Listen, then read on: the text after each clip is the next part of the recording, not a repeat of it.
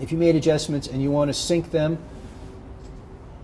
let's go back to this black clipping one just for example. So that goes to dark. We can all see it's darker right now.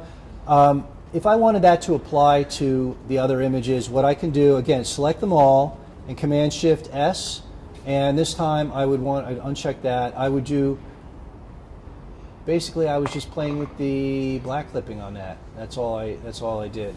And I could synchronize, and you'll see the previews build. And that happened to all of them. I'm going to undo that by Command-Z, and I'm going to show you another way to work on things. I'm going to go back here. I'm going to zero this original one out. And I'm going to change it over down here at the bottom of the right panel. You see a sync button.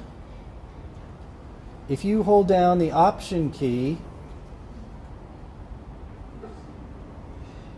you can I want you to be able to see this. Sometimes, as you're going along, you can experiment, see what happens. If you press down the Option key, it exposes some opportunities for you that you might not have seen. Like here, you can reset the tone, or reset presence, or set a default preset for every image that comes in. And the difference with the sync here, if I hit sync with this, oh, it's not changing that. If I hit sync with that, you get the same dialogue that we had before. And if I click this button here, sync is turned off right now. If I turn this on, you got auto sync. I don't know if everybody saw that change to auto sync down there.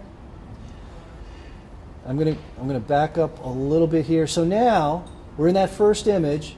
If I make the change, I'm gonna go back this way with the black clipping. If I change it here, oh, it only did that in the first one. That's interesting. Okay, I guess it's only active through here. Let's go to the blacks, and we're going to change the blacks in the first image. But it's on auto sync. See, it went up this time. Now I'm going to go down. If it's in auto sync, if you do it to that one image, everything you do to that one image is going to have the same adjustments made.